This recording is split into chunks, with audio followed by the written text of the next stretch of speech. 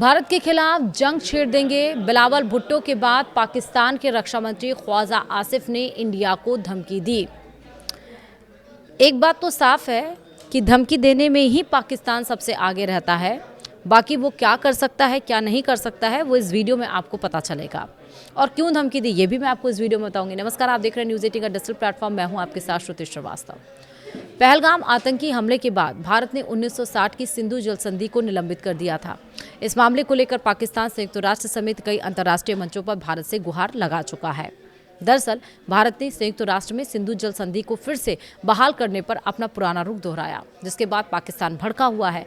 पहले Pakistan peoples party के मुखिया बिलावल भुट्टो ने इसको लेकर भारत को धमकी दी और अब पाकिस्तान के रक्षा मंत्री ख्वाजा आसिफ ने भारत को युद्ध की धमकी दी है। ख्वाजा आसिफ का बयान ऐसे समय पर आया है जब पाकिस्तान भारी जल संकट का सामना कर रहा है। ARY न्यूज़ से शनिवार को बात करते हुए ख्वाजा आसिफ ने कहा, जब हमें लगेगा कि हमारी राष्ट्रीय सुरक्षा खतरे में है तो हम निश्चित रूप से भारत के खिलाफ युद्ध छेड़ देंगे। पानी हमारी राष्ट्रीय सुरक्षा का एक हिस्सा है। उन्होंने दावा किया कि अगर इस्लामाबाद को इस बात के सबूत मिलते हैं तो भारत जल आपूर्ति को बाधित करने के लिए खतरनाक स्पीड से काम कर रहा है तो सैन्य कार्रवाई पर विचार किया जाएगा। ख्वाजा आसिफ ने पाकिस्तान में पानी की कमी का दोष नई दिल्ली पर मढ़ने की कोशिश की।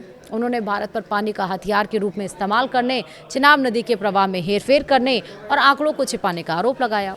हालांकि ख्वाजा ने खुद कबूला भी कि पिछले एक साल में हुए घटनाक्रमों के बारे में उनके पास कोई मौजूदा जानकारी नहीं है। बता दें कि सिंधु जल समझौता निलंबित होने के बाद पाकिस्तान भारतीय संकट का सामना कर रहा।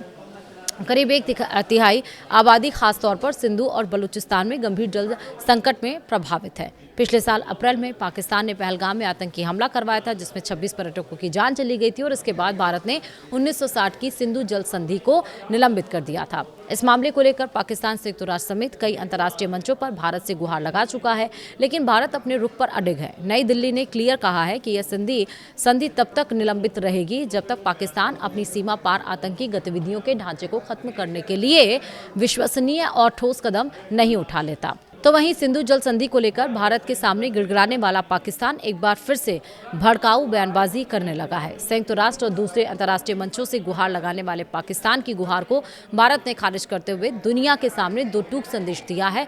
खून और पानी साथ साथ नहीं बह सकते। अगर पाकिस्तान को सिंधु का पानी चाहिए तो पहले सीमा पार आतंकवाद को खत्म करे।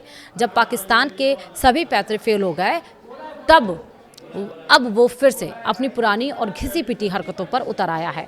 भारत को गीदड़ भभकी देते हुए कहा गया है कि पाकिस्तान को पानी रोकने की कोशिश की तो इस्लामाबाद जवाब देने के लिए तैयार है। पहलगाम आतंकी हमले के बाद भारत ने सिंधु जल संधि को निलंबित कर दिया था।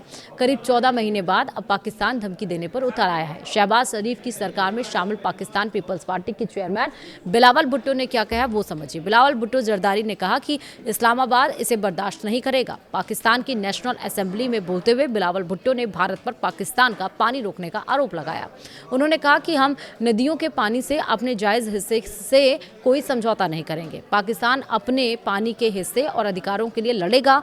पानी के बहाव को रोकने की किसी भी कोशिश का मजबूती से जवाब दिया जाएगा। वहीं पाकिस्तान के पूर्व विदेश मंत्री बिलावल भुट्टो ने सिंधु समझौते पर पहली बार ऐसा बयान नहीं दिया। बिलावल भुट्टो पहले भी नदियों में खून बहाने जैसे बयान दे चुके हैं। बीते साल अप्रैल में पहलगाम में आतंकी हमले के बाद भारत ने कई कदम उठाए थे। इनमें सिंधु जल संधि को निलंबित करना भी शामिल था। साल 1960 में हुई यह संधि भारत और पाकिस्तान के बीच नदियों के पानी का बंटवारा करती है। भारत से इस कदम से पाकिस्तान में जल संकट पैदा होने का खतरा है और ऐसे में इस्लामाबाद भड़का हुआ है और इसे युद्ध की कार्रवाई कर रहा है, कह रहा है। भारत ने बार बार अंतर्राष्ट्रीय मंचों पर कहा है कि पाकिस्तान आतंकवादियों को पनाह और ट्रेनिंग देता है।